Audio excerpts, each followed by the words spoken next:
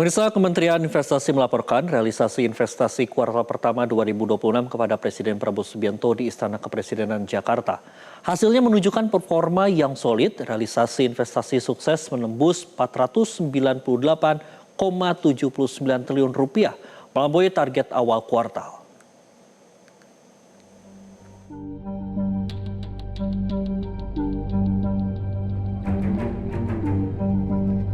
Kementerian Investasi mencatat realisasi investasi pada kuartal 1 didominasi oleh penanaman modal asing dengan porsi 50,1% atau 250 triliun rupiah.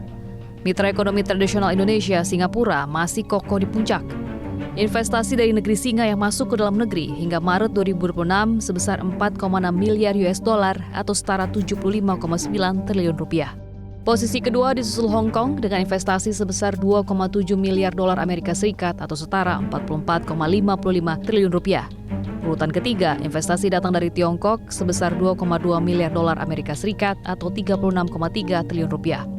Kemudian, investasi terbesar keempat masuk dari Amerika Serikat senilai 1,3 miliar dolar AS atau 21,45 triliun rupiah.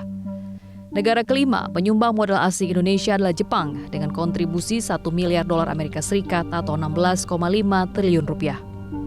Menteri Investasi dan Hilirisasi Rosan Ruslani menjelaskan, total realisasi investasi sepanjang kuartal 1 2026 tercatat sebesar 498,8 triliun rupiah. Angka ini naik 7,2% secara year on year. Investasi di 2026 ini tadi di kuartal pertama saya melaporkan bahwa alhamdulillah tercapai pencapaian 498,79 triliun atau 100,36% dari target 497 triliun dan itu adalah peningkatan 7,22% year on year-nya. Dari penanaman dalam negerinya itu kurang lebih 49,89% atau setelah hampir 50% sama dengan penanaman modal asingnya. Kalau asingnya itu 249,94 triliun dan komposisinya itu luar Jawanya kurang lebih 50,37% dan Jawanya itu 49,63% atau 247,53 triliun. Rosa menegaskan dinamika global seperti konflik dan ketidakpastian ekonomi sama sekali tidak menyurutkan ketertarikan investor terhadap Indonesia. Secara sektoral, investasi masih didominasi industri pengolahan, terutama logam dasar. Peningkatan investasi ini pun turut mendorong penyerapan tenaga kerja.